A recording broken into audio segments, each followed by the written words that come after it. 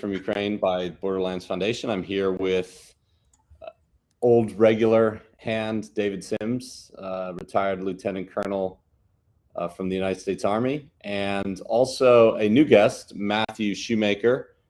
And Matt, you're probably gonna look familiar to some people if they watch television, so I'm gonna let you introduce your background in military terms and also reporting on it or commenting on the war so that people understand.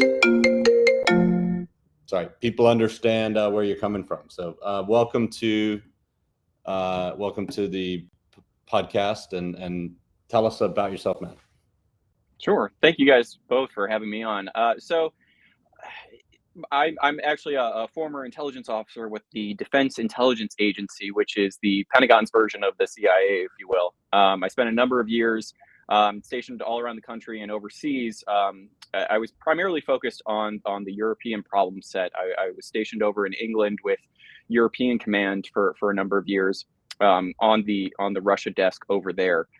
So I focused most of my intelligence work there, and prior to that, I did my doctoral coursework at King's College in London, focusing on nuclear war strategy, and then prior to that, I did my bachelor's at George Washington University in DC and my master's at Mount St. Mary's in beautiful Emmitsburg, Maryland.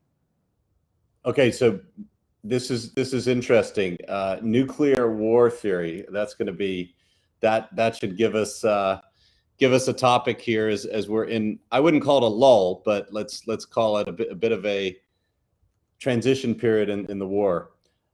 Sure. Well, Matt, let's start with you. What have you seen in the last week? I wanted to just run through about the last week. We do this every Thursday. What's been going on the battlefield from your perspective, and what is the let's call it state of play, for lack of a better word, in terms of what's going on across Ukraine? Sure. Well, in the past week, as you kind of alluded to, it seemed to be a regrouping effort on both sides, on the Russian side and the Ukrainian side. In particular, the Ukrainians would have been focused on getting as much weaponry as possible into their hands, and to try and move their troops from the northern portion of Ukraine into the eastern sections to try and hold the line, if you will. To hold the line against the Russian push, if you will. In the past 24 hours in particular, there are certainly reports that Mariupol, for all practical purposes, have fallen to the Russians. From a big picture perspective, it's certainly going to be a morale hit to the Ukrainians, but it's at least tactically speaking, not going to amount to too terribly much. This was kind of a foregone conclusion, since the cavalry wasn't going to be coming over the hill to save the Ukrainian troops in Mariupol. So I think that's certainly one reason why in the past 24 hours, the Ukrainian government has announced that they're going to focus on destroying the Kerch Strait Bridge, which is the bridge that links Crimea with mainland Russia. So by the Ukrainians declaring that they're going to focus on destroying that, they are certainly drawing attention away to the fact that Mariupol, for all practical purposes, has now fallen. But at the same time, though, too, they're also essentially goading the Russians to move troops from the southern portion of Ukraine to try and bolster the defenses of the Kerch Bridge itself, which, whether or not the Ukrainians actually do end up attacking the Kerch Bridge, it is nonetheless a brilliant move. It should, in theory, move troops from the southern portion of Ukraine into the Crimean area. And if the Ukrainians don't attack it, then more power to them. It certainly helped weaken the defenses, or weaken the forces of the Russians at the very least. So I think in the past week itself, that's kind of what we're looking at the moment. I haven't seen any Russian movements through the Ukrainian line of defense. They really haven't been able to push through it, which is certainly good news for the Ukrainians, but the Russians are certainly trying at this point. Let's go through those points one by one there. First of all,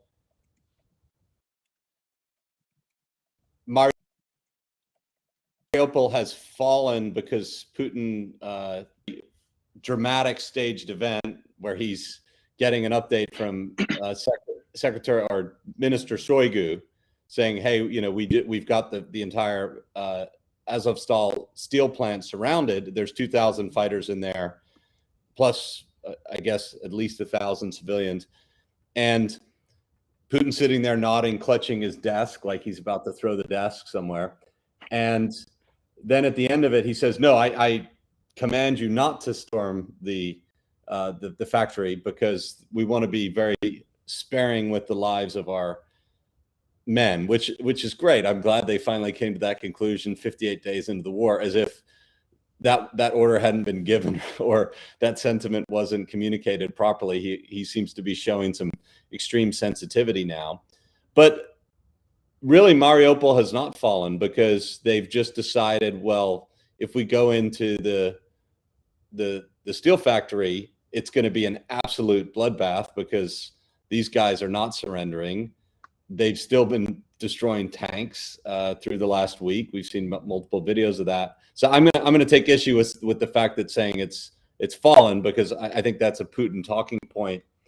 Let's talk about. I think you're right. I think it kind of depends on how you're defining fallen, and the reason why I characterize it as such is with so many fighters largely focused in the bunker itself. There's not really too terribly much they can do with regards to the defense of the city. There, as you mentioned, they can certainly do one-off sort of attacking tanks and such, but for the rest of the city itself, I mean, it's largely fallen to the Russians. Well, so this is why Putin, just because you say it doesn't mean it's so. He wants it to be so, that it's fallen, because he has the remnants of 12 battalion tactical groups in the city that are being tied down by this one garrison. Sure.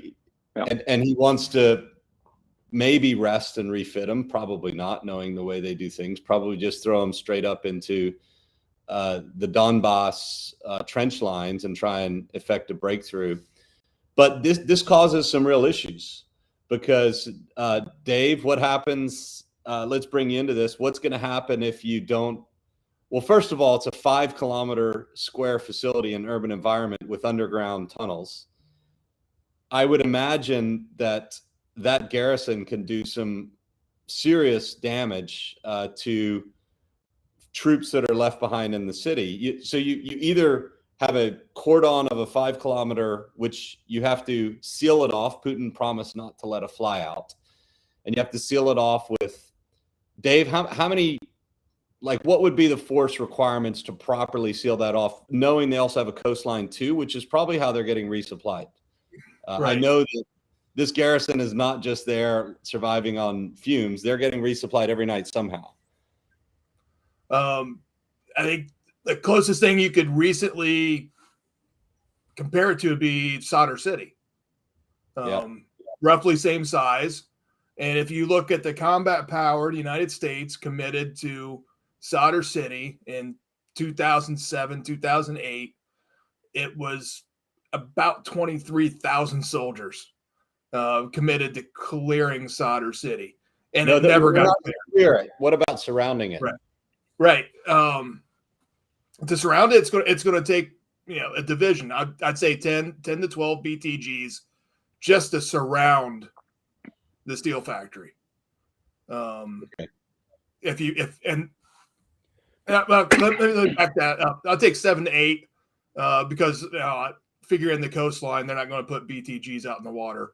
That wouldn't work so well. But that opens up the question of how they do contain the maritime, right? It is the Sea of Azov. It's not the Black Sea. So it already has some natural containment to it, but it's like, as you noticed, it's still porous. Yeah. It's still getting through, and coastlines are really hard to contain. But regardless, you're looking at, U.S. British equivalent, 2 to 3 brigades worth of combat power just to cordon off the steel factory. And that just gets the surface. We're not even talking subsurface, like, as you mentioned. And you look at the Azov battalion, you look at the Marine Brigade that's in there.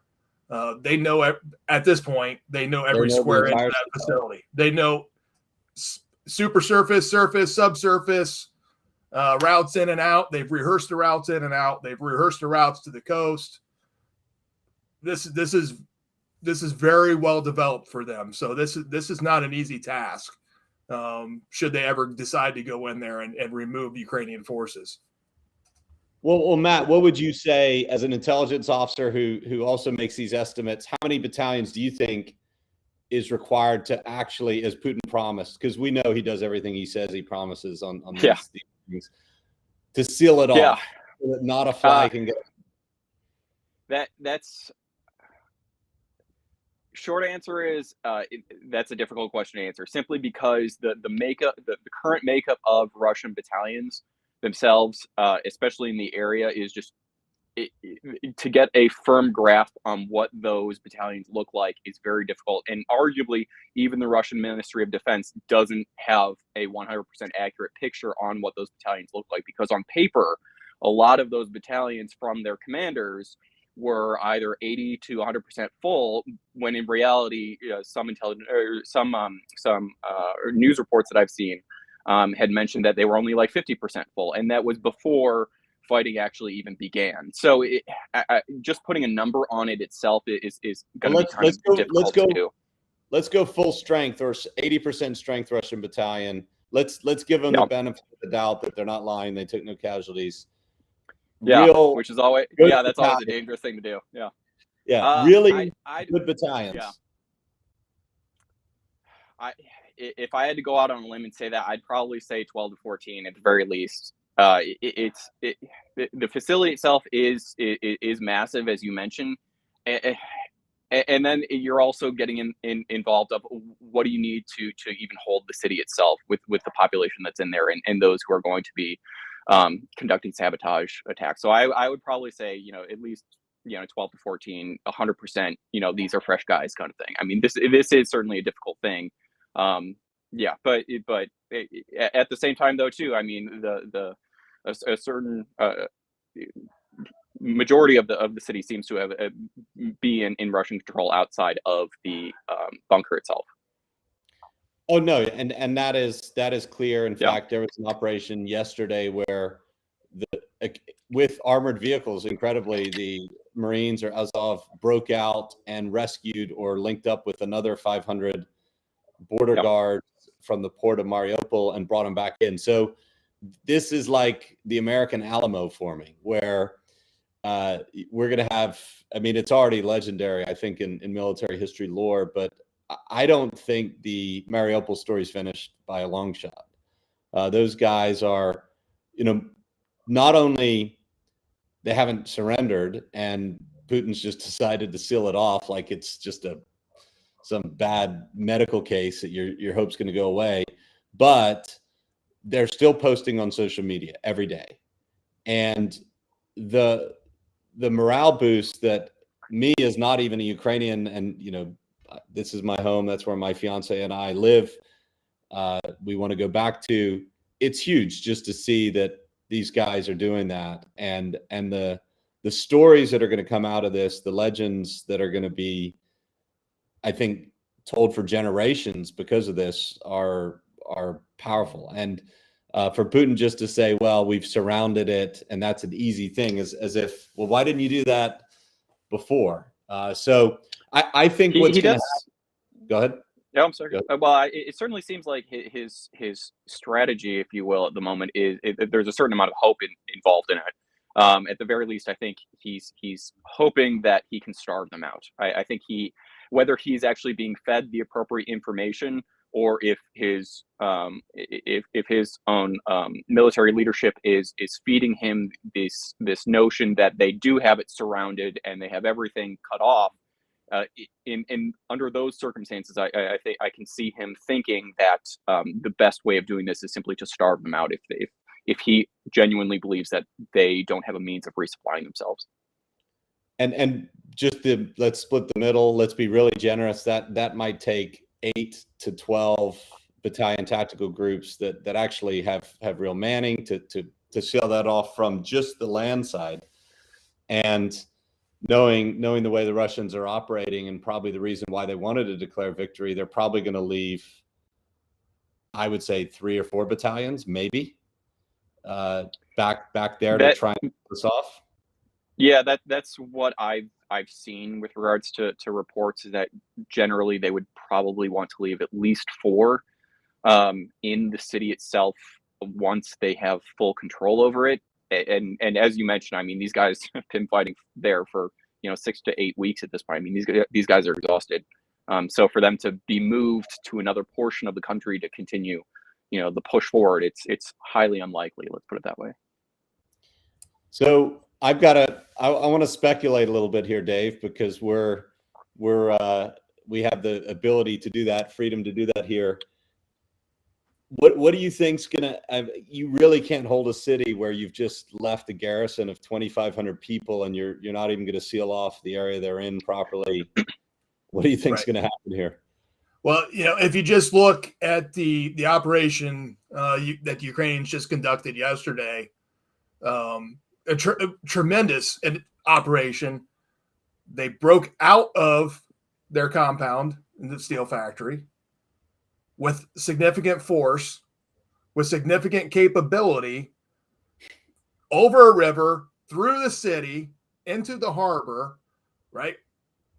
Rescued 500 people, came right back through Russian-controlled terrain, infiltrated back into the steel factory. This is not a simple operation, and it's over supposedly contested terrain, right? And we don't know, quite the peculiars of what happened from SP to, hitting back to the release point. But just looking, at the terrain, it's difficult terrain regardless to go out and then back in. And if it's really Russian controlled, they should have been under contact the entire time. And they really weren't, at least from what we can tell. So what is Russia's level of real control there right now? It doesn't seem they're there, but it's still very porous, and it's still a relatively permissive environment that the Marine Brigade and Azov are able to execute missions, combat operations, albeit of probably a very limited scope. But if you leave a skeleton garrison of 4 to 5 BTGs of questionable quality, manning, equipment, and sustainment, that you don't really own that city. I don't think they really own it now. They think they do.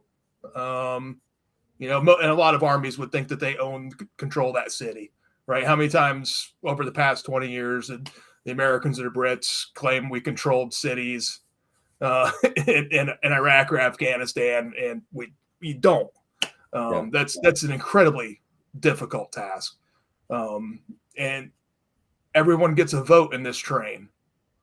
The Russians and Ukrainians both get a vote, and the train is right now still permissive for Ukraine to operate in.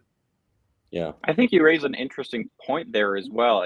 This could really serve to be a deep thorn in Russia's side if Putin is under the impression that they do have this near total control of the city, when in reality he might not. In which case, if they end up moving troops out of the city and use them elsewhere, this could really backfire in Mr. Putin's face. Yeah, that's kind of the note I took down there. Does Russian control of Mariupol really, does it truly allow Russia to reallocate combat power somewhere else? Yeah. Or are they just going to have to send that right back and try to take the city back? And it's like a never ending, cycle like Fallujah. Yeah. Has Mariupol fallen? I don't think that's the case. Now, that's the Russian talking point, but until you clear out that garrison, I would say it's not fallen. Now, is that garrison under siege? For sure. Is 100%. Most of Mariupol in Russian hands? That seems to be clear, but that could well change unless they properly seal off the garrison, which means they really can't harvest any meaningful combat power from the city. They're just going to be sitting there occupying. And to your point, Matthew, and this is where you brought up the Kerch Bridge too. The hardest duty to do from a discipline morale standpoint is what, Dave? Guard duty. Yep. Just manning a guard tower is the worst dang thing you can possibly ever do in the military. Yeah. So okay, let's put up the barricades around the Azovstal steel factory. That's the hardest thing to get right. And what you need is soldiers to show up, stay awake, not get distracted, not fall asleep, not do all the things that badly disciplined soldiers do. I think this is just a disaster in the making if they truly, well, it's a tough choice. Either keep all your combat power in there and derive none of the benefit, and the only gain there is not as many casualties on your side going in to clear people out. So that's what option A. Option B is say it's clear and it really isn't, and leave a festering sore in the middle of Mariupol that could be regenerated. So I don't know what's going to happen. It'll be interesting to watch, and that's something everyone should watch for in the next week, is how many battalion tactical groups are moved out of Mariupol, if any. And if you don't see any, which they're starting to say they are going to be moved out or are on the way, if you don't see any, then they're doing the right thing, which is sealing off this festering wound, or they're taking a huge amount of risk and leaving a festering wound and moving some troops out into other places. So that's what I'll be looking for on that. So it's a bigger city than Ramadi. Yeah. It's about twice the population of Ramadi. And Ramadi was a heck of a thorn in the American side that ended up a division plus worth of combat powers committed to that city, in 2005, 6, 7. And that's American, Marine Corps augmented by U.S. Army combat power for a city half that size. Mm-hmm. I think for American comparison, I believe the size of Mariupol is roughly around the size of Long Beach, California, as well. That's quite a yeah. It's right about 500,000 people. Yeah. Okay. All right. So next point I'd like to bring up on this show, Matt, and this is, I think, a really good summary of what's happened so far, is prominent Russian, let's call him soldier of fortune, Igor Girkin. Have you heard of him, Matt? I have, yes. Okay. Well, tell us what you know about him, because I want to read some of his scathing commentary about his own country's military performance with you and Dave. Well, I mean, in all honesty, he's most likely a war criminal himself. He was the Minister of Defense, if you will, for the Donetsk People's Republic in the Donetsk region. Not terribly long, though, from my understanding. He was only there for a couple months. But, I mean, he is a Russian nationalist, to say the least. Let's put it that way. He's a Russian nationalist who came to Ukraine right after the illegal annexation of Crimea and started stirring up fighting in eastern Ukraine and basically took the lead in that. And I guess he left after a certain period in frustration with Russia not doing enough. He's a big history buff of Russian military history, very well read.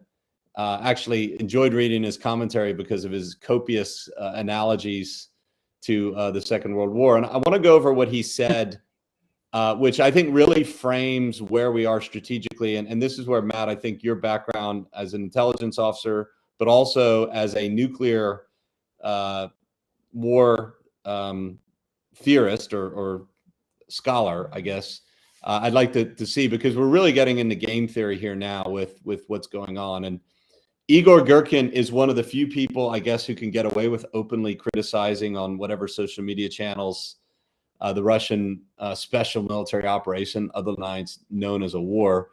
And he said, one of my comrades who came back from the front line for your organization asked to briefly and clearly sum up and express my thoughts that I listed in discussion with him, revolving around my pessimism towards the success of the second stage of the special military operation. He believes someone might find this useful. I think that no one from those making decisions will pay any attention, but I made a promise, so here it is. So he said, first, from our side, after the successful completion of the stage of the operation, which ended with a large-scale retreat from Kyiv, Chernihiv, and Sumy, a relocation and concentration of the forces in the Donetsk region of the front line has occurred. Most likely, and according to the official statements of the political command and Russian forces, this is precisely where they are planning to conduct the second stage and complete the objective of totally clearing the territories of Lugansk, Donetsk People's Republic of the enemy's formations. Obviously, they count on creating 2 to 3 offensive groups with enough manpower, which when concentrated with all available aviation and majority of artillery forces will break through the Ukrainian forces, which are still, for some reason, not appreciated highly enough, and destroy them in one battle. From the Ukrainian armed forces side, the plans of Russian forces are very clear to them, and they do not at all consider this defeat inevitable. In fact, the opposite. The Ukrainian armed forces are planning to defend their highly fortified positions, relying on old and newly created, Russian armed forces gave them plenty of time for that, positions at assumed directions of Russian forces strikes, which are obvious. Just look at the map. Let's ask a question. Can the supremacy of Russian armed forces in aviation and heavy weaponry guarantee a victory over the enemy, for whom the offensive plans are obvious, who's in prepared defense? And he basically goes on to say they can't do it. They don't have enough combat power. It's about even on personnel on each side. The Pentagon today just briefed that there's more tanks on the Ukrainian side now due to arms deliveries and tanks on the Ukrainian side than the Russian side. So this is tank country. Boom, all of a sudden Ukrainians have more tanks, and now the heavy artillery is getting poured across the border by the United States, and now all other NATO countries are pouring that across.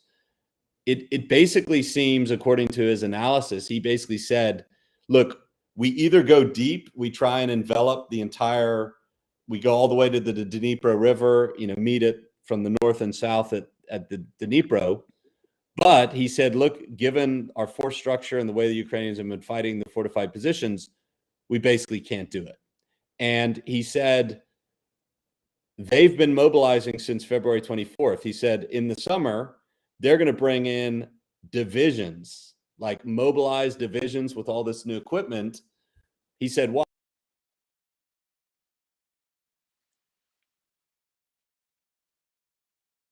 A couple more divisions into the fight." It's really a very interesting position, because the race to mobilize is being won by Ukraine. The weapons are, Ukraine's getting more weapons now than Russia in terms of replacements. All of a sudden, the battle of attrition is not only manpower-wise, but starting to be material-wise in favor of Ukrainian forces. So I just wanted to get your commentary and thoughts on that, Matthew, and what are Putin's options here? I mean, what can he do to get out of this, or is his only option left, as Igor is calling for, full mobilization, which, even if he does it, is going to take time? Yeah, a lot of stuff to talk about in that. I think just right off the bat, I want to at least mention that I'm always a little leery of being a little bit too numbers focused when it comes to equipment and tanks and things like that. A great example is simply because, when this started, the Russians had, gobs of tanks and they had all of the heavy weapons that they needed, what they thought they needed at least, but it proved not to be enough. They weren't really trained very well on that equipment, and they allowed the Ukrainians to take advantage of their weakness. So I think that, yes, it's good, certainly good news that the Ukrainians now have more tanks than the Russians do. Hopefully they're able to use them better than the Russians certainly were. But I think that's one of the components that we're going to have to wait and see going forward. Of, yes, the Ukrainians now have these, but are they sophisticated enough? Are they well trained enough on them, no matter what type of tanks they are. Are they well trained enough to actually use them effectively? I think if I were to speculate, I think that they probably will be able to use them effectively. But you know, this is a little bit of a wait and see kind of moment. I think big picture wise, the way that these things are going is that it certainly favors the Ukrainians. But I certainly think that the Ukrainians, if stuff starts going wrong, they could still lose this. Which is why, yeah, they can still lose this. So I think they really need to keep their head in it. They've done a phenomenal job so far to do that. Now, when it comes to what Putin is going to do, where they're going to, if it's going to require full mobilization, for example, in order to achieve just the pure numbers sort of dominance that the Russians think that they need, I'm skeptical if Mr. Putin is willing to go that far. I think in order to do that, I think the situation would have to become far more dire in the way that they're characterizing it to the Russian population. And I think there have to be a few more steps before we get there. From the reports that I've seen coming out of Russia with regards to the support for this, as they call it, the special military operation, the young people in general are the ones who are least likely to support the invasion of Ukraine. The young people are also the ones who are most likely to go and fight and die in the invasion of Ukraine. The real support, allegedly at least. Yeah, I know, right? That tends to happen. Old people sending young people to war. Yeah. I mean, there was just a report, I think, in the past day or so it was coming out of the Times of London that a Russian mother was on the phone with her soldier son, telling him to kill women and children because they're not actually women and children, they're actually Nazis, sort of thing. And so you're seeing that more from the older population. They get most of their news from state-controlled media, unlike the younger generation, which tends to get it through other sources. But the older population also is the one who seems at least to be the most supportive of this. So I think in order to get the young people to be willing enough to be conscripted and to send their conscripts over to Ukraine for this, I think a few more steps needs to happen before we get there. Well, it sounds like what they need is a good old defeat on the battlefield in the Battle of Donbass to wake or to provide that kind of, let's call it, and I think a lot of people misjudge how countries react in these situations, especially Russia, which has always had a siege mentality. And the deaths perversely have a negative effect on your willingness to quit, because parents are saying, and I saw this in Iraq, and we saw this, Dave, multiple times.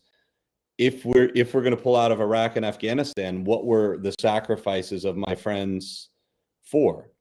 If we do not win this war, what was my son's death for? And you're actually starting to see more and more pressure from the casualty figures to win. And then there can be a breaking point where all of a sudden you just say, forget this, no more. So there's this like curve that goes up, and then it can break at a certain point. And we don't know how close Russian society is to that breaking point. Putin's regime, his internal security services, which aren't very happy because Putin's arresting over 150 senior FSB officers from the Fifth Service have been arrested. So you think it needs another setback, or just more propaganda preparation on the part of the government, or what do you think it needs for them to get to the point of full mobilization or partial mobilization? I think one of the major things that's going to have to happen first is on the propaganda side, because the way that it's being portrayed in the Russian media, generally speaking, is that they are winning. They're characterizing it as they're fighting NATO, they're fighting the United States, they're fighting Britain in particular. They're not really fighting the Ukrainians, but nonetheless, they are still, as they're characterizing it, the way that they're portraying is that they are still winning. So in order for them to do a full mobilization, they would have to start changing the way that they're describing it to, we are now we, the homeland, is threatened. This is a bigger battle. We need more of your sacrifice for it. At the moment, I have not seen them characterizing it as such. So do you watch Russian media yourself, or are these your summaries that you get from it from the intelligence sources? So number one, I am not divulging any intelligence in this discussion whatsoever. This is all from media reports that I've seen myself. No, I'm not. So I'm not just full disclosure about that one. No, I'm talking about open source intelligence. But So where's your knowledge of Russian media? Is that just secondhand, or do you know the language and watch it yourself? So I know enough a little bit to be dangerous. I'm not confident enough to be able to speak fluently. But so I'm usually using like a translator, or I'll send it to someone who has a better grasp on it. So those kinds of things. And that's interesting, because if the Russian media does not portray things as going poorly, they tried to cover up Moscow, which is not going well. They're obviously saying Mariupol has fallen, which is patently not true, but they can say that on a technicality if they're surrounding a garrison that they think is surrounded, which probably isn't. And now they're saying we're going to liberate Donetsk and Lugansk and create this, which was the original war aims. Brilliant. What do you think? So you think it's mainly the propaganda has to be laid, or do you think they're just going to need a defeat that they just can't hide, that they need to turn around and spin into something else? What do you think? That's it kind of would depend on the circumstances. It wouldn't surprise me, in order to utilize the propaganda side of things, that they lay some sort of false flag, whether it be some sort of chemical attack or whatnot. It's what the defeat would look like exactly on the battlefield. I'm a little bit hard pressed to come up with an example that would drive them to then supply to switch to a full mobilization side of things. I think perhaps one possibility is if the Russians, for example, started attacking areas in Crimea, that might possibly. You mean Ukrainians? If the Ukrainians, if the Ukrainians would attack very, like Sevastopol, for example, or some areas in mainland Russia, that I think that's where we would start to see some more a switch in propaganda, at least. Even if the Russian, let's say, for example, the Russians get surrounded, if you will, in the Donbass region, I'm not sure that the Kremlin would be willing to broadcast that to the Russian people, that because that becomes very dangerous for the Russian government's own stability and its own legitimacy. So it kind of really depends on what the circumstances of that looks like. Okay.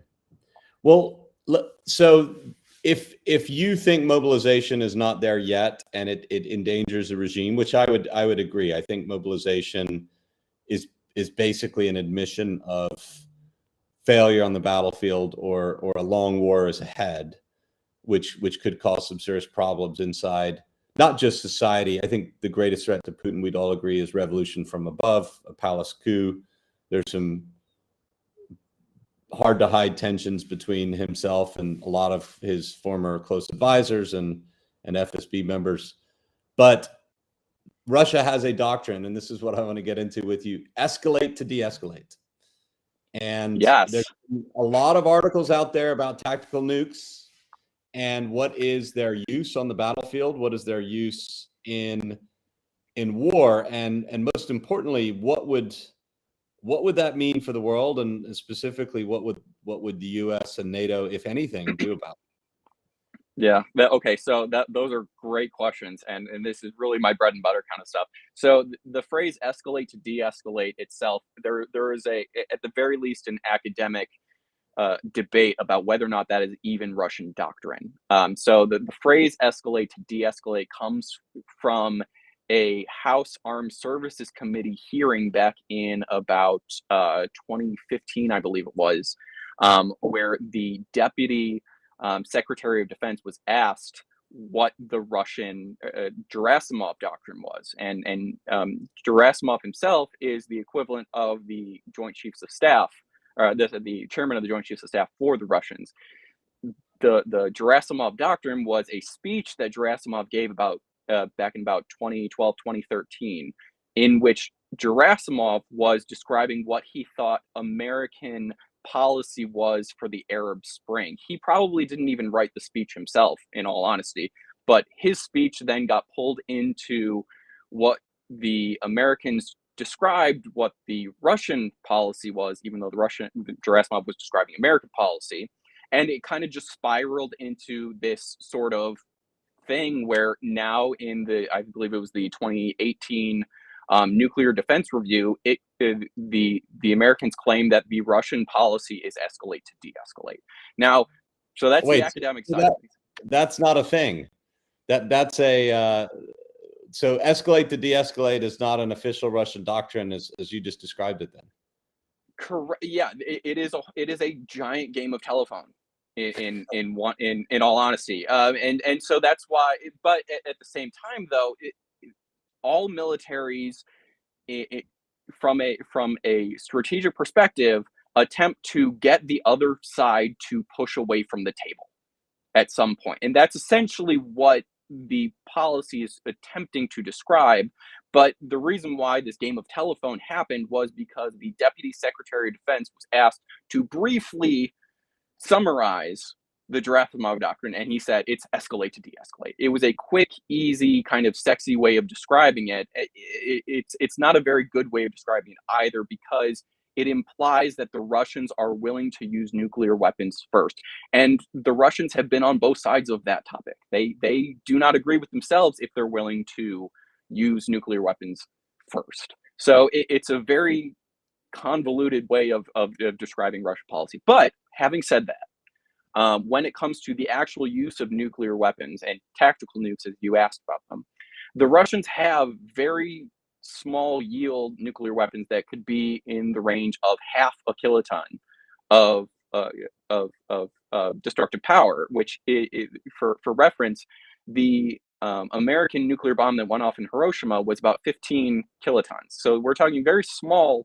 nuclear weapons. It will probably, if it were to go off in the center of Kyiv, for example, a half a kiloton nuclear bomb would probably destroy about maybe 3 blocks worth of area. It's not terribly large on nuclear weapons, from a nuclear weapons perspective, and the radiation from half a kiloton is not going to be traveling too terribly far either. So that becomes then, if you will, if you take it a step further, it becomes more of a temptation for the Russians to use that, because it's so tiny that it could be masked as just a very large conventional bomb. It would take some additional time for the Americans or for the West to verify that it was a nuclear weapon, for example.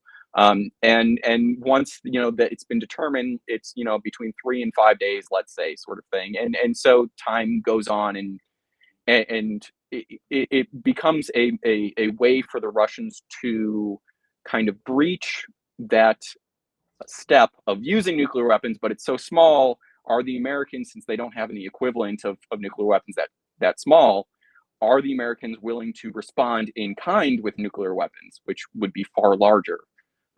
So it becomes a game of deterrence, if you will. And where would you speculate, knowing what you know about Russian doctrine, or what is out there that actually is real versus how we describe it? Do you think that Russia would use nuclear weapons on the battlefield as an effective tool to try and change what's going on the battlefield? Or do you think they would use it more as a terror weapon in, let's say, some small city to just make a statement, or even out in the middle of nowhere to make a statement that this can go to a city next, or the next city could be Kiev? Or what are your thoughts on that? Sure. Well, and just for perspective, to make things extra complicated, you can accomplish more than one thing at once. especially with regards to nuclear weapons. You can send a message, and you can also take out a military target, for example. One of the reasons why the use of nuclear weapons is such a why it's listed as an unconventional weapon is because it's largely a political. The decision to use nuclear weapons is a political decision. It's very rarely a purely military option, because the way that most militaries are nowadays, most military targets can be destroyed with conventional weapons of one sort or another, even if you have to use multiple ones at the same time. So the use of nuclear weapons and the message that it sends is largely a political one as well. So I think that is really going to come down to what does Mr. Putin want to, what kind of message does he want to send? I think that's really what it's going to come down to. The Russians have what they call red lines, in terms of their nuclear doctrine of what will it take for the Russians to use nuclear weapons. So, for example, if the West were to attack Kaliningrad, the little enclave of Russian territory between Poland, Belarus, and the Baltic countries, that would be what they consider a red line, and that would be a circumstance under which they would use nuclear weapons. And a second one would be if their forces were degraded to such an extent that they can no longer provide a viable defense for the Russian homeland. That's a very murky and gray area, and it really comes down to what is the Russian government willing to do. So the answer to that, to your question, is it's complicated. He probably, if he were backed into a corner, he could very well use. I think it would start off with very small yield nuclear weapons in order to send that message, and then they would go from there. Yeah.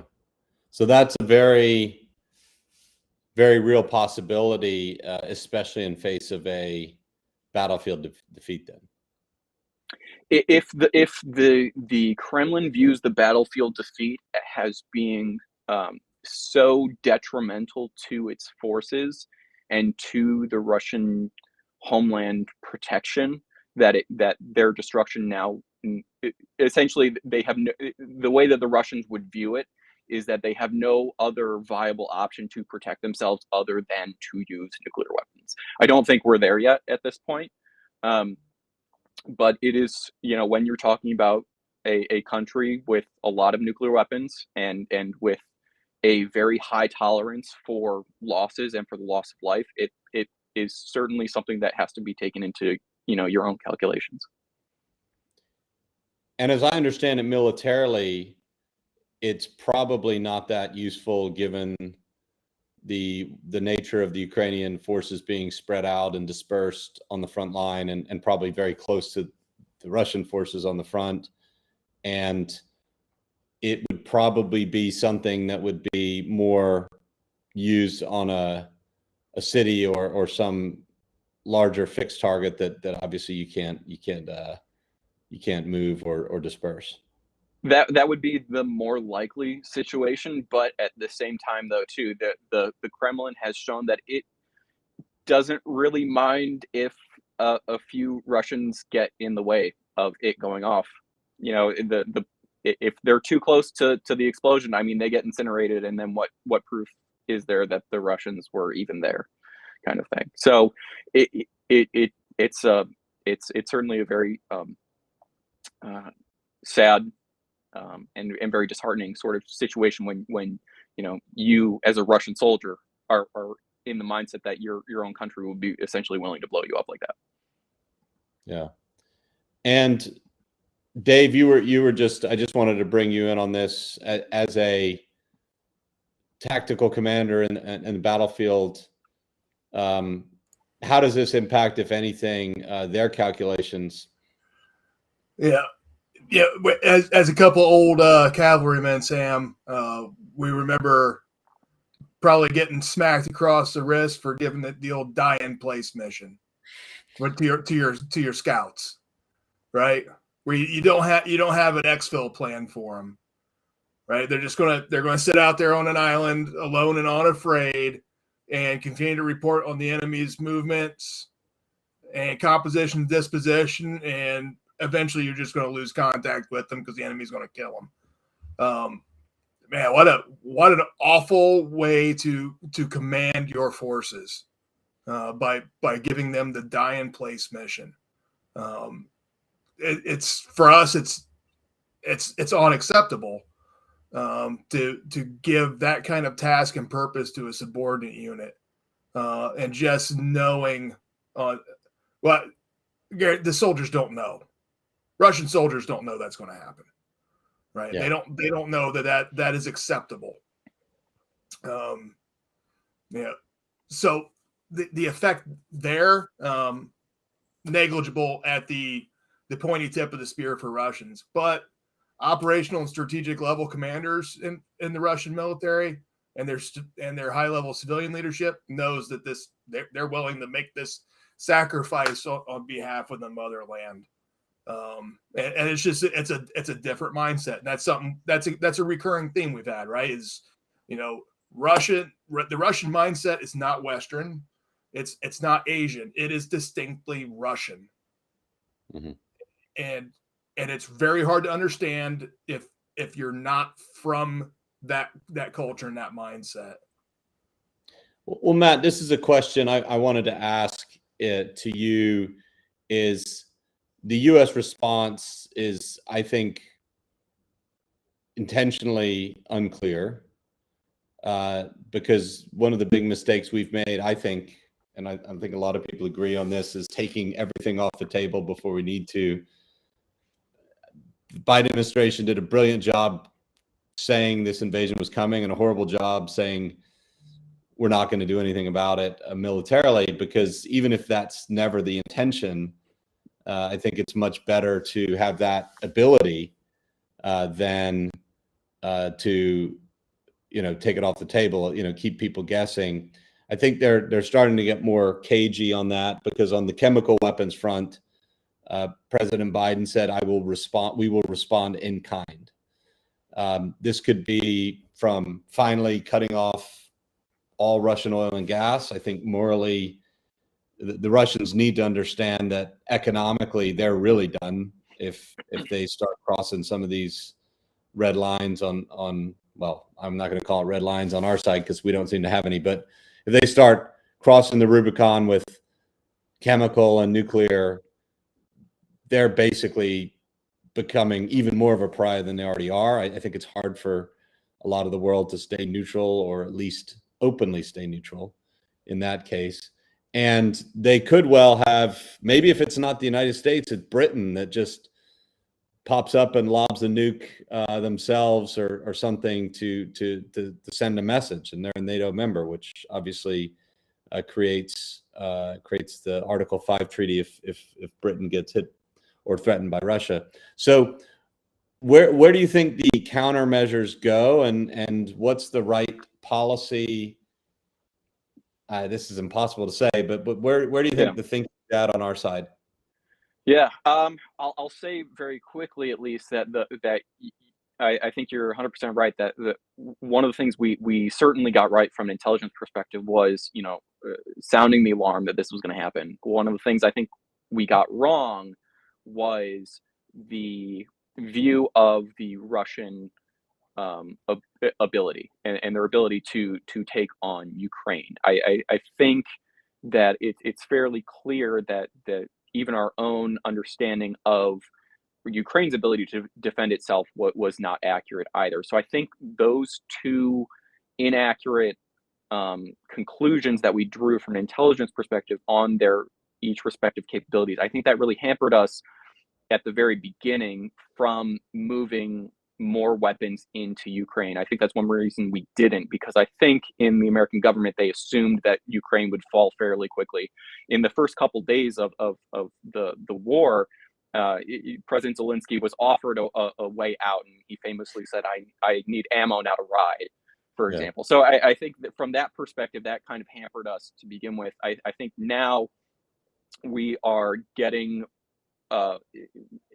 we are doing a far better job moving weapons and equipment into Ukraine to help them defend themselves. The policy in DC, though, at the moment seems to be coming out of the White House, of let the Ukrainians bleed the Russians until the Russians themselves choose to move out. That seems to be what the plan is at the moment. They're, you know, they have been fairly successful. At least the White House has been fairly accurate in that assessment. That, you know, the Ukrainians were able to get the Russians out of the Kyiv region. We'll see if they're able to do it out of the eastern portion of Ukraine. They're doing a great job so far, and they need the heavier weapons to actually physically push the Russians out at this point. So you don't see the Americans doing anything in response, or NATO, or you think it's deliberately ambiguous on a response to a tactical nuke? So if the Russians were to use nuclear weapons, then it really is kind of a brave new world at that point, since there haven't been the usage of nuclear weapons in a live combat area since the Second World War. So especially since the Russians have very tiny nuclear weapons, I think what would probably happen, at least initially, is we would see a cutoff of SWIFT, for example, for the Russians, and I think that NATO in particular and the European Union would shut down as much trade as possible, including the Russian the importation of Russian energy into the EU. It really would not be tenable at that point anymore for them to do that.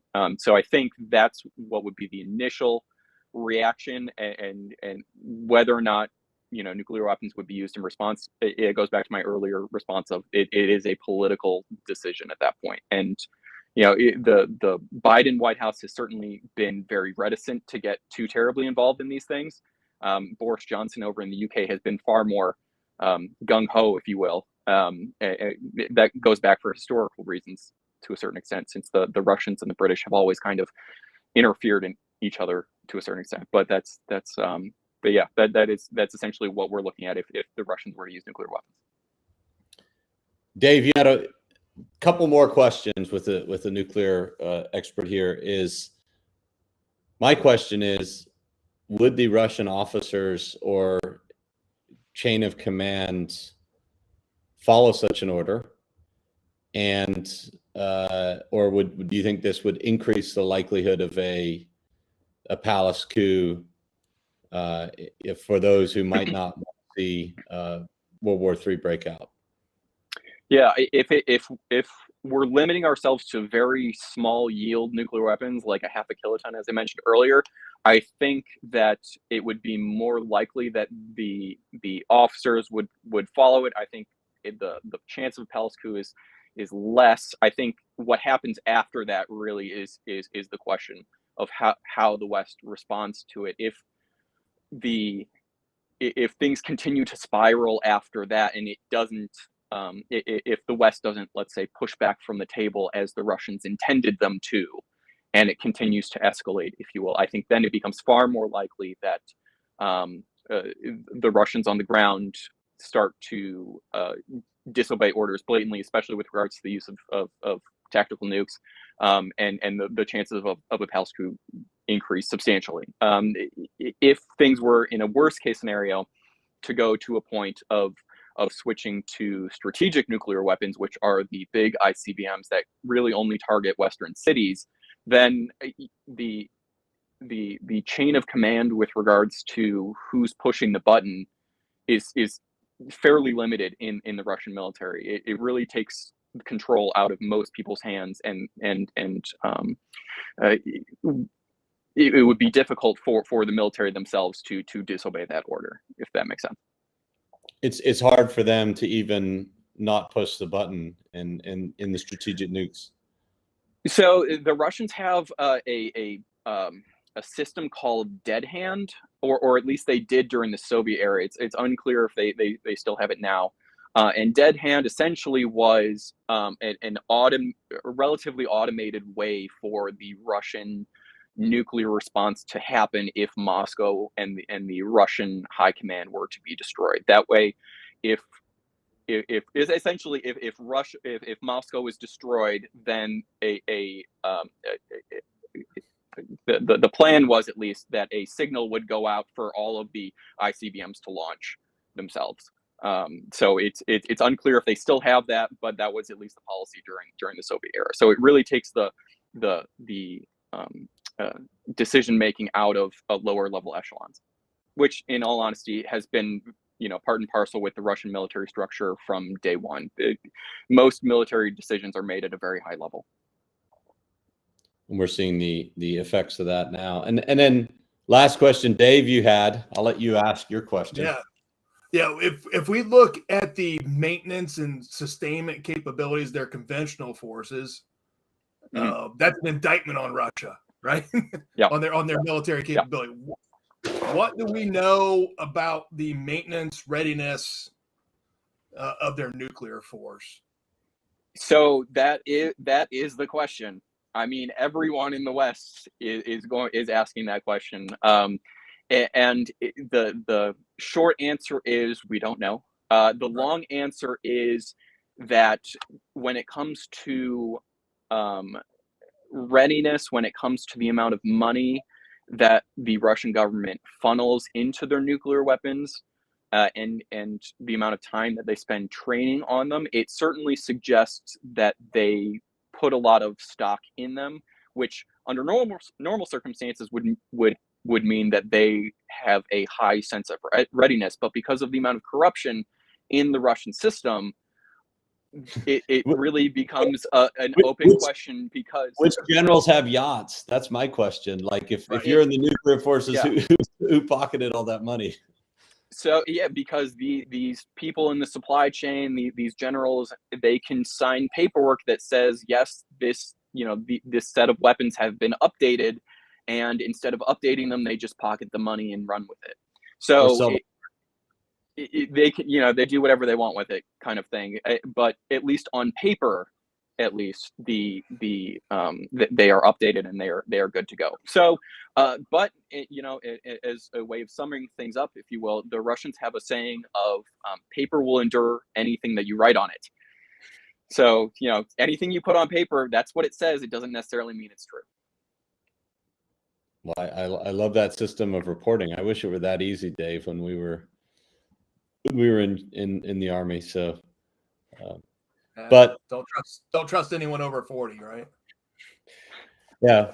Well, Matthew, I really appreciate you coming on and sharing your insights on the way the war is going right now, and more importantly, some of the strategic questions around nuclear weapons. I think that's something I've been wanting to educate myself on, and I'm glad I just was able to ask someone who that's what you've studied. And Dave, as always, thanks for coming on. I actually think we identified something that might not have been so thought through yet or discussed, the nuances of the fall of Mariupol and what that really means, and the two bad choices I think Putin's left with, given their failure to take that garrison. But there's always a possibility Ukrainian forces may yet surrender, despite their insistence they won't. Everyone reaches a breaking point, and Zelensky said multiple times they've done their duty already, but they're heroically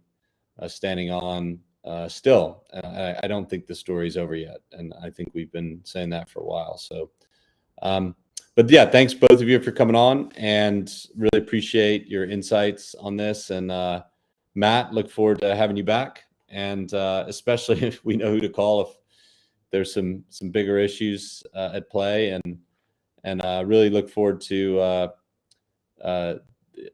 talking to both of you again. And finally, if you're watching this show or this broadcast, this is brought to you by Borderlands Foundation, nonprofit supporting Ukrainians, helping them during and after the war recover. And we are about to release our app to help let people like you donate directly to Ukrainians in need, which is our main goal of our foundation, is help people remove the middleman. And if any of you would like to do that, just keep watching and watch for that release. And if you'd like to donate to the foundation also, which the team also produces this podcast, and please do so with the link below the show. So thanks everyone for joining. We'll see you